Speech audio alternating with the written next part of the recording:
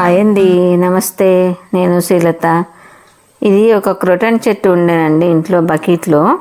అది బకెట్ అంతా పగిలిపోయి ఉంది. చెప్పినా కదండి మొన్న కిందటి వీడియోలో. అన్నీ రీపాటింగ్ చేస్తున్నాను, ఎందుకంటే చాలా సంవత్సరాల నుంచి ప్లాస్టిక్ వాటిల్లో ఉండి అదంతా పాడైపోతున్నాయండి. అయితే దీని పేరైతే నేను ముళ్ళ కిరీటం అయితే మన తెలుగులో అంటామండి. మొత్తం ముళ్ళే ఉంటాయండి, కాండం మొత్తము కూడా ముళ్ళే ఉంటాయి. పువ్వులు మాత్రం చక్కగా పింకిష్, లైట్ పింక్ లాగా వస్తాయి. పూలు వచ్చిన సీజన్లో మాత్రం చెట్టు చాలా బాగుంటుందండి. గ్రీన్గా ఆకులు, మంచి పింక్ పూలు అవ్వటానికి క్రోటనే. మనం ఏం పూజకు తెంపుకోవడానికి పనికిరావు ఆ పువ్వులు, కానీ గార్డెన్లో అట్లా ఫ్లవరింగ్ అనేది కనిపిస్తుంటుంది, బాగుంటుంది. అయితే అన్నీ చూసారా, మొత్తం ఆ కాడలు మొత్తం కూడా ముళ్ళే ఉన్నాయి. మా ఇంట్లో నండి అసలు అనొద్దు కానీ ఏ చెట్లో చూడండి ఈ శంకుపూల చెట్లేనండి. ఎక్కడ చూడండి అవేనండి.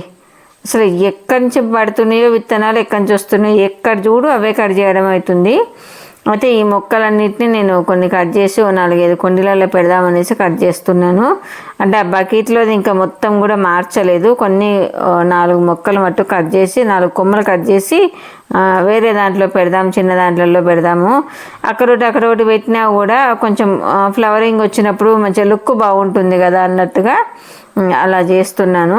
అయితే ఈ కొమ్మని మనము ఆకులే పట్టుకొని కట్ చేయాలి, కానీ కాండం అయితే అసలు ముట్టుకోవడానికి వీలు ఉండదండి.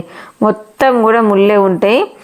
కాకపోతే మనకు ఫ్లవరింగ్ ఫుల్గా వచ్చినప్పుడు దీంట్లో ఒక డార్క్ రెడ్ కలర్ కూడా ఉన్నదండి. అంటే మా ఇంట్లో లేదు, కానీ నేను బయట చూశాను, అది కూడా బాగుంటుంది. దీని పేరు యూఫోర్బియా మిలి అంటారు ఇంగ్లీష్లో.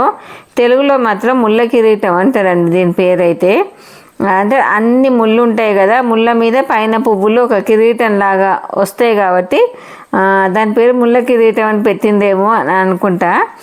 చూసారా, కుండీ అంతా పాడైపోయింది. ఆ కుండీలో ఉన్న చెట్టు కూడా వేరే దాంట్లోకి పెడతాను.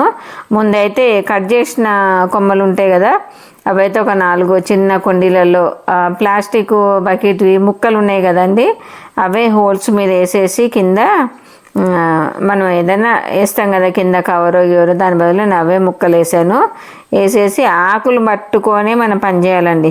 కొమ్మ ఎట్టి పరిస్థితిలో తగలొద్దు, మొత్తం ముళ్ళే ఉంటాయండి. కానీ లుక్ బాగుంటుంది. ఒకటి నాకు ఎందుకు ఆ చెట్టు అంటే చాలా ఇష్టం అండి. ఫ్లవర్స్ వచ్చినప్పుడు మాత్రం చాలా బాగుంటాయి. ఈ మధ్య దాంట్లో వాటరింగ్ ఎక్కువ చేయరావట్లేదు, ఎందుకంటే బకెట్ అంతా పగిలిపోయి కొంచెం నీళ్ళు పోయంగానే కారిపోతున్నది.